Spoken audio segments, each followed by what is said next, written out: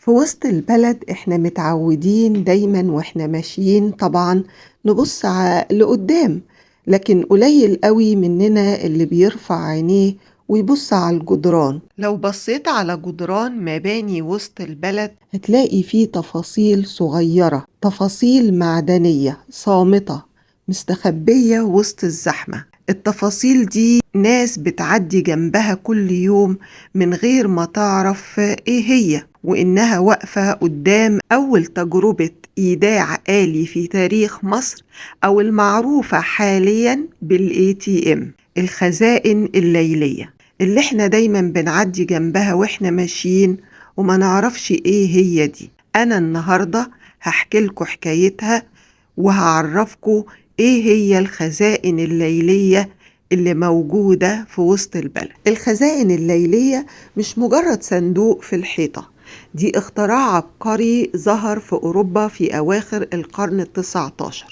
ومع تطور النظام المصرفي وصل لمصر بدري جدا. بس قبل ما نبدأ الحكاية ما تنسوش تعملوا لايك للفيديو وشير، وما تنسوش تعملوا سبسكرايب للقناة بتاعتي وتفعلوا الجرس عشان يوصل لكم كل جديد.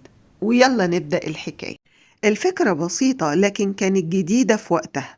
ازاي تودع فلوسك بعد ما البنك يقفل من غير ما تتعرض للسرقة أو تنتظر لتاني يوم. وتعالوا نبدأ من شارع شريف، أحد أهم شوارع القاهرة الخديوية، على جدار المقر القديم للبنك الأهلي اللي تأسس سنة 1898. لسه موجود خزانة ليلية أصلية، قطعة نحاس ثقيلة، نقوش عربية وإنجليزية مكتوب عليها بوضوح البنك الأهلي المصري خزانة ليلية. الخزانة دي كانت جزء من منظومة متكاملة لتأمين التجار، الشركات، كل اللي شغلهم ما بيقفش مع غروب الشمس. طيب إزاي العميل كان بيستخدم الخزانة ديت أو الصندوق ده؟ العميل أو المفوض عنه كان بيجي يحط الفلوس أو الشيكات في ظرف مخصوص ويكتب عليه اسمه ورقم. الظرف اللي يتحط في الفتحة بيمر عبر اسطوانة داخل الجدار وبيوصل مباشرة لخزانة داخل قبو في البنك، ولا حد يشوفه ولا حد يلمسه ولا مخاطرة. بعض الأنظمة كان ليها مفاتيح مزدوجة، يعني نسخة مع البنك نسخة مع العميل لأعلى درجة أمان. ونروح بقى لشارع محمد فريد، امتداد شارع عماد الدين، شارع جمع بين الفن والتجارة والبنوك. هنا في المقر القديم لبنك مصر برضو لسه موجود خزانة ليلية لبنك مصر. ولو اديتكم نبذة عن تأسيس بنك مصر، اتأسس سنة 1920 على يد الرائد الاقتصادي محمد طلعت حرب باشا، كأول بنك مصري مملوك بالكامل للمصريين، بهدف استثمار المدخرات الوطنية في التنمية الاقتصادية والاجتماعية. ونشر مرسوم تأسيسه في 13 إبريل سنة 1920 ليصبح رمز للاستقلال الاقتصادي وتأسيس شركات وطنية كبرى زي شركة مصر للطيران وشركة مصر للغزل والنسيج. بنك مصر اللي أسسه طلعت حرب وكان حريص إن الأمان يبقى جزء من هويته. الخزانة الليلية كانت أقدم في التصميم وأبسط في الزخرفة، لكن كانت شديدة الصلابة ومتناسبة مع طبيعة الشارع اللي كان ما بينامش. في الفترة دي شارع عماد الدين كان قلب الحياة الفنية في مصر، حفلات ومسارح بتخلص في وقت متأخر.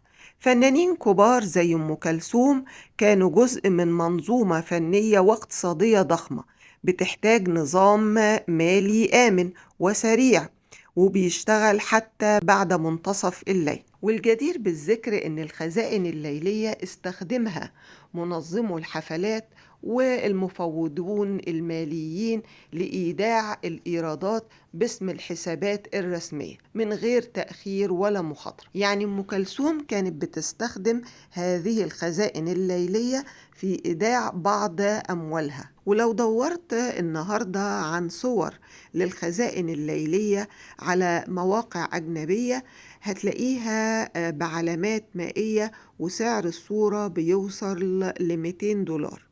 بعض الدول الأوروبية بتسجل الخزائن دي كجزء من التراث البنكي العالمي، بينما في القاهرة ناس بتعدي جنبها من غير ما تعرف إنها شايفة تاريخ حي. والأجمل بقى في الموضوع دوت أو موضوع الخزائن الليلية دي إنك النهاردة ممكن تشوف مكنة ATM حديثة واقفة جنب خزانة ليلية عمرها أكتر من 100 سنة. يعني زي ما تقول كده إيه، شايف الجدة وحفيدتها جنبها. طبعا يعني حاجة جميلة جدا، كأن الماضي واقف بيقول للحاضر أنا كنت هنا قبل التكنولوجيا. المرة الجاية لما تمشي في وسط البلد في شارع شريف أو شارع محمد فريد ما تبصش قدامك، بص على الجدران، يمكن تلاقي تفصيلة صغيرة شايلة حكاية كبيرة. يا رب تكون حكاية الخزائن الليلية عجبتكم.